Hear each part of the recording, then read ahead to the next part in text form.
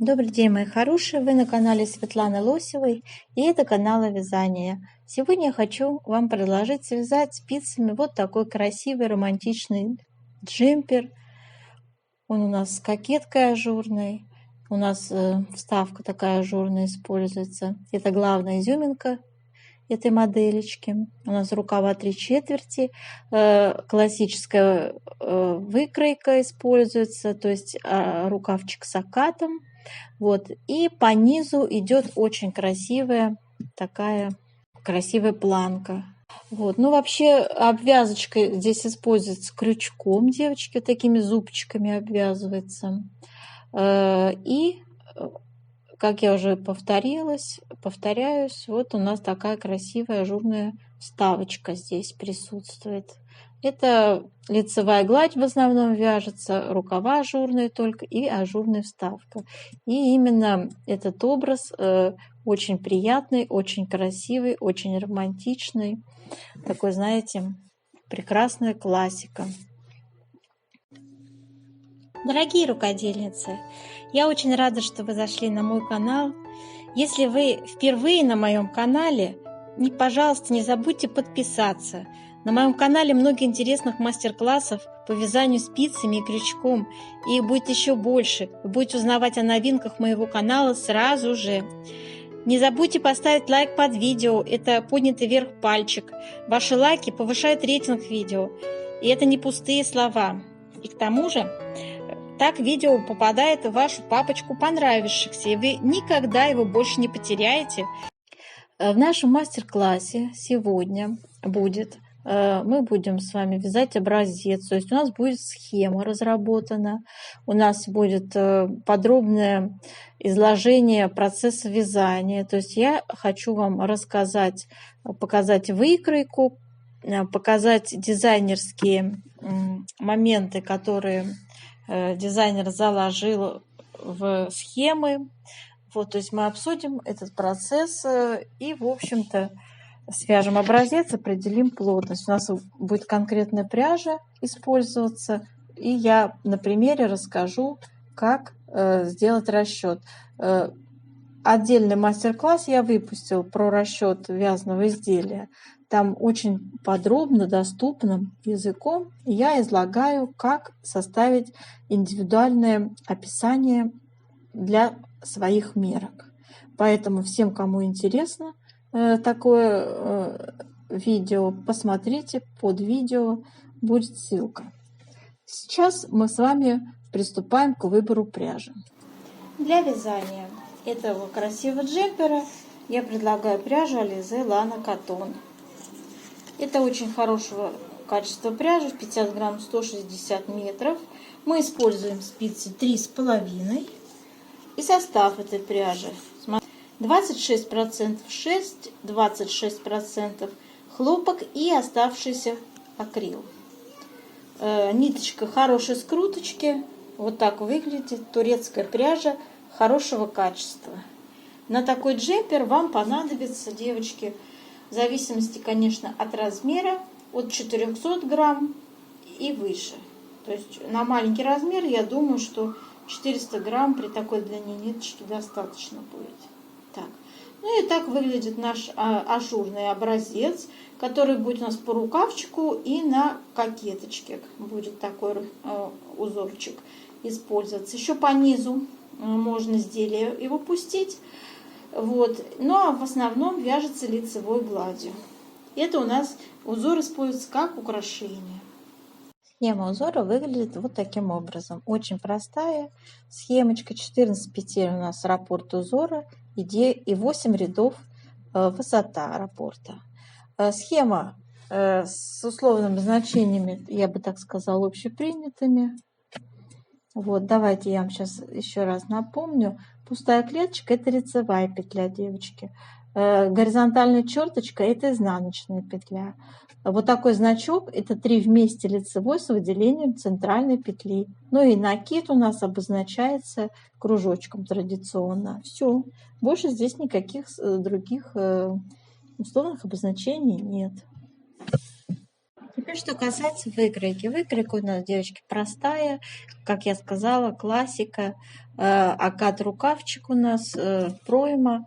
Здесь различие в спинке и переда вот этой вот большой красивой вставкой, которая здесь будет вязаться отдельно. Смотрите, вот выкройка вставки, ажурной вставки. Начинаем мы вязать снизу, и она у нас идет вот так, значит, на конус. То есть мы делаем убавочки здесь. Вот, а затем вот у нас схемочка, по которой планируется сборка. То есть это изнутри, с изнаночной стороны закладывается эта ажурная вставочка, переворачивается и закладывается вот сюда вырез горловины и пришивается изнутри аккуратненько. Вот. Здесь идет, я так понимаю, какая-то обвязка. Я так понимаю, что здесь идет небольшая планочка, вывязывается. Видите, вот показано направление стрелочкой. Вот, ее можно сделать как крючком, так и спицами, эту планочку вывязать.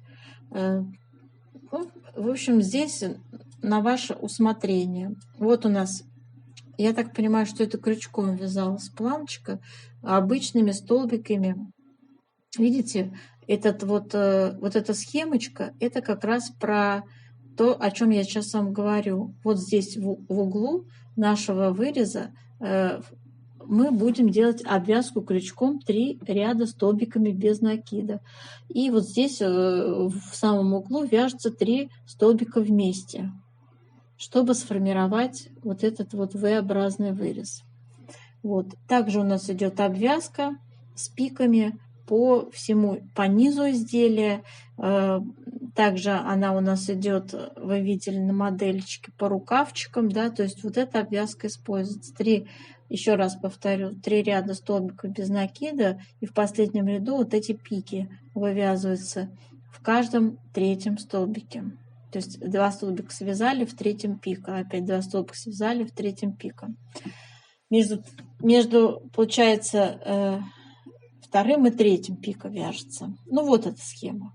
Так, рукав у нас вот такой вот обычный, 3/4 длина его и окат. Как сформировать окат, кому сложно, я ссылочку на статью, там будет, как сделать расчет оката. Вообще я рекомендую делать окат по выкройке в натуральную величину для начинающих. Это самый простой вариант. Вот такая схема, девочки, вот такая схема, я выделила ее красным, идет у нас у планки по низу изделия. Но в своих рекомендациях я взяла на себя такую смелость использовать тот же самый основной узор, схему, которую я показывала выше, для вязания планки. Потому что, знаете почему? Потому что я не люблю, когда вяжешь поворотными рядами, в изнаночном ряду еще какой-то узор вывязывать. Вот и вся логика моя. Я вообще не считаю, что основной узор как-то будет плохо смотреться. И я даже даю вам рекомендации, как бы я сделала низ изделия. Да, то есть, смотрите, я во второй части видео, когда мы свяжем образец и посчитаем плотность, я там буду рассказывать о том, что как бы я связала. Да, то есть, какие-то мои вам рекомендации и в помощь вам. Так, в общем, собственно, это все, что я хотела вам сказать и показать сейчас. Давайте приступим к вязанию образца. Для образца будем с вами набирать 35 петель. Это 2 раппорта, девочки. Плюс, как по схеме, 5 петель для симметрии крайне левые мы делаем. Итак, вяжем. Вы можете связать один раппорт. Раппорт узора составляет у нас 14 петель плюс 5, это получается 19 петель и 2 кромочные. Надо набрать 21 петлю. Вяжем первый ряд. Первая петля идет изнаночная, затем идет накид, 3 вместе, 1 лицевой с выделением центральной петли. Вот эти 3 петли я меняю первую и вторую петельки местами, так чтобы у меня вторая была поверх первой. Провязываю 3 вместе 1 лицевой петлей. Делаю накид, изнаночная. Дальше продолжаем. Накид 3 лицевые. 1, 2, 3. Вот здесь снова делаем 3 вместе, 1 лицевой с выделением центральной петли. Также меняю петельки местами. Первая за работой, вторая поверх нее накидывается. И вяжем как 3 вместе, 1 лицевой. Дальше вяжем 3 лицевые, накид, раппорт связан. Второй раппорт вяжется точно так же. Изнаночная, накид, 3 вместе, 1 лицевой петлей. С выделением центральной петли вяжем. Снова накид, изнаночная. Затем делаем опять накид, 3 лицевые, 1, 2, 3. 3 вместе, 1 лицевой петлей с выделением центральной петли. 3 лицевые, накид. Второй раппорт провязали. И за раппортом, как я и говорила, для симметрии вяжем изнаночная, 3 вместе, 1 лицевой, изнаночная, накид, потом 3 вместе, 1 лицевой с выделением центральной петли, снова накид, изнаночная, кромочная вяжем изнаночной петлей. Вот таким образом. Все изнаночные ряды мы вяжем, как смотрят петли, накиды провязываем изнаночными. Вяжем 3-й ряд. Раппорт вяжем изнаночная, 3 лицевые, изнаночная. Далее вяжем лицевая, накид, 2 лицевые и 3 вместе лицевой с выделением центральной петли. Меняем 1-2 петельки местами, 2 поверх 1. Провязываем как 3 вместе, 1 лицевой. Далее вяжем 2 лицевые, накид, лицевая. Раппорт связан. Точно так же вяжем второй раппорт точно так же самостоятельно. За раппортом провязываем 5 петель, изнаночная, 3 лицевые, изнаночная. Вот таким образом для симметрии. Кто вяжет со мной вместе второй раппорт, вяжем его до конца, да? Вот, и там же еще вот эти 5 петель для симметрии добавляем. 5-й ряд у нас с вами вяжем. Показываю раппорт узора. Изнаночная, накид, 3 вместе лицевой с выделением центральной петли. 1-2 меняю местами, 2 поверх 1. Провязываю 1 лицевой. Снова накид, изнаночная. Продолжаем вязать 2 лицевые, накид, лицевая, 3 вместе, лицевой с выделением центральной петли. 1-2 петельки меняю местами, 2 поверх 1. Провязываю 3 вместе, 1 лицевой. Снова лицевая, накид, 2 лицевые. Мы связали раппорт узора. Кто вяжет второй раппорт, продолжает также вязать раппорт второй. Я показываю 5 петель, которые мы вяжем для симметрии. Изнаночная, накид, 3 вместе, 1 лицевой с выделением центральной петли. Снова накид, изнаночная. Все. Вот у нас симметрия получилась. Продолжаем вязать. 6-й ряд вяжем, как смотрят петли. 7-й ряд вяжем. Так. Показываю раппорт узора. Первая изнаночная петля. Далее 3 лицевые. 1, 2, 3. Снова изнаночная петля. Далее 3 лицевые. 1, 2, 3. Делаем накид. И вот эти 3 петли провязываем 1 лицевой. Для этого меняем местами 1-2 петельки, чтобы вторая у нас оказалась поверх 1. Провязываем 3 вместе, 1 лицевой с выделением центральной петли. Делаем накид и снова 3 лицевые. Вот раппорт узора. Для симметрии вяжем изнаночная, 3 лицевые, изнаночная. Кто вяжет второй раппорт, продолжаем второй раппорт. И также не забываем про петли для симметрии. И теперь, после того, как мы провязали 8 ряд, как смотрят петли, у нас раппорт полностью связан узора. Здесь у меня сейчас уже в высоту связано 2 раппорта. Вот так они выглядят интересно. Следующая наша задача — сделать влажную тепловую обработку, распрямить нашу с вами красоту и померить плотность. Горячим паром отдаем наш образец и распрямляем, красиво укладываем наш узор. Он влажный, податливый, хорошо выпрямляется.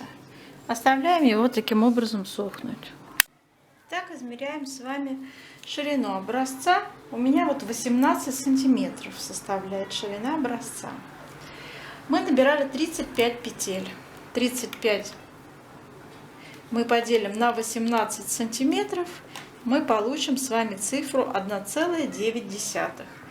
Это наша плотность по горизонтали. Запишем в 1 сантиметре 1,9 петель. Так, теперь смотрим по вертикали. Теперь меряем вертикальную плотность. Измеряем. У меня 11 сантиметров высота. И сейчас 3 раппорта по 8 рядов. Это 24 ряда у меня связано на образце. И поделим на 11 сантиметров. Получаем вот такую цифру. 2,18. Ну, запишем как 2,2, да?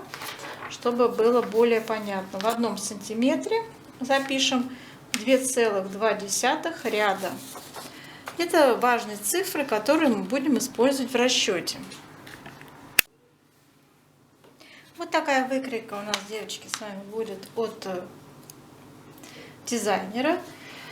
И смотрите, здесь какая особенность. У нас вяжется наша красивая вот эта ажурная зона кокетки. Она будет вязаться отдельно и сюда пришиваться аккуратно сзади. Сейчас я постараюсь вам более-менее понятно объяснить, как я понимаю процесс вязания и сборки этого изделия. Спинка и перед вяжутся одинаково, отличается лишь вот этим вот большим вырезом, да, который есть у нас V-образный вырез, он есть у нашего переда. У спинки классика обычная. Здесь пройма. Обычно для нашей плотности на маленький размер по пройме убавляем 8 петель. Для большого размера 9-10. Вот так берем. Теперь, что касается ширины спинки. Девочки, для ширины спинки, опять-таки, по размерам 42-44 я обычно всегда делала 48 сантиметров ширина спинки. Для 46-48 сантиметров шло, значит, где-то 52 сантиметра была ширина спинки. Для размера 50-52 56 сантиметров ширина спинки. И для уже большего размера, на 54 там около 60 сантиметров и больше шла ширина спинки. Кокетка у нас будет с вами вязаться снизу вверх. Видите, направление показано, движение вязания. Снизу вверх она будет у нас вязаться. Здесь берется величина 26 сантиметров. Здесь такая же величина, на 1 сантиметр меньше, вот 25. После того, как вы свяжете спинку и свяжете перед, необходимо будет обвязать вот этот перед 3 столбиками без накида крючком. Крючок, если у нас спица 3,5 вяжется изделие, то крючок надо взять 3 поменьше. Но можно и 3,5 тоже взять.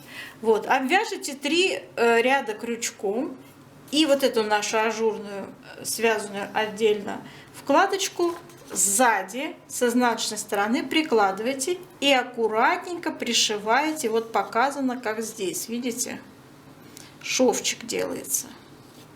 Вот такая вот получается интересная конструкция. Когда будете обвязку крючком делать, не забывайте, что вот у нас, видите, показано, здесь в центре провязываем 3 вместе одним столбиком. То есть объединяем 3 столбика и одним столбиком провязываем, чтобы сформировать вот здесь центр V-образный. Так, что касается рукава. Рукав у нас классика. Вот. Все размеры, как сделать расчет скоса, у меня будет под видео ссылочка. Вообще, как сделать расчет вязаного изделия, у меня будет под видео ссылочка на целый мастер-класс, где я очень подробно на примере изделия показываю вам, рассказываю, как с применением плотности рассчитать изделие. Вот. У нас с вами вертикальная плотность никогда не игнорировалась в расчетах. То есть любую величину по вертикали. Например, вот вы вяжете, да, предположим, у вас здесь 40 сантиметров. Это от начала вязания до проймы. Да? Это я, к примеру, говорю, 40 сантиметров. И смотрите, 40 сантиметров мы умножаем на нашу плотность по вертикали. Мы ее с вами определили. Вот она у нас. 2,2 ряда. Так вот, мы 40 умножаем на 2,2 и получаем ряды. Именно рядами мы будем вязать, руководствуясь только рядами, а не сантиметрами. То есть не сантиметры мы будем прикладывать к нашему вязаному полотну, а именно считать ряды. И тогда после стирки наше изделие не вытянется и не станет более длинным, чем мы рассчитывали. Понимаете? Любой трикотаж вытягивается. Чтобы избежать этой ошибки, люди применяют вертикальную плотность при вязании. Так, с этим мы тоже разобрались. Смотрите, такой интересный момент. По низу идет красивая ажурная планка. Ее лучше связать этим же узором, девочки. Именно этим же узором. Там приводится другая схема. Мне она не нравится. Я считаю, что вот этим узором свяжите 2-3 ряда платочной вязкой, свяжите потом вот этим красивым узором 2-3 раппорта. Ну, достаточно, наверное, 2 раппортов, да? Вот он будет вот такой волнистый, а еще внизу платочная вязка будет хорошо смотреться, да? Не надо делать мешанину, потому что автор модели предлагает, вот у меня схема, я ее вам показала, вы ее видели, но я бы не стала вязать, путать вот эти все варианты узоров. Зачем? Когда у нас единый узор, и пусть он будет един во всем изделии. Вот. Что касается вязания кокеточки, здесь мы начинаем вязать, и здесь делаем убавочки, такие же, как здесь делали убавочки, видите? Потом переворачивается эта кокеточка наоборот, да, то есть она вяжется снизу вверх, а потом она переворачивается, но узор при этом не меняется. Обратите внимание, на модели именно так и сделано, то есть узор у нас перевернутый, но он все равно красиво смотрится. Посмотрите на ажурный узор у рукава. Все равно красиво смотрится. Как красиво уложить раппорт узора? Ну, давайте на примере нашего первого размера, если вы вяжете вот эту красивую планку, предположим, да, вот этим узором, как распределить количество раппортов, чтобы красиво смотрелось. Если у нас 48 сантиметров, ширина спинки и переда первого размера на 42-44 это. 48 мы умножаем на нашу плотность по горизонтали 1,9. Получаем количество петель 91 петля. Пишем, значит, при 48 сантиметров понадобится набрать 91 петлю. Как распределить раппорты узора? Мы видим, что раппорт узора у нас 14 петель, 91. мы поделим на 14 число петель в раппорте. Выделяем целое число 6. 6 целых раппортов у нас должно быть. 6 на 14 это составит 84 петли. Остальные петли когда брать? Значит, я рисую. 6 раппортов это точно будет по 14. 1, 2, 3, 4, 5, 6 по 14. Не забываем, что у нас с вами для симметрии добавляется крайне левый, мы их вязали 5 петель для симметрии по схеме. Вот мы их вязали. Вот они у меня на схеме выделены. Добавляются для симметрии, чтобы вот уравновесить вот этот узор и вот этот узор. Они одинаковые, чтобы были. Красиво, чтобы смотрелось, да?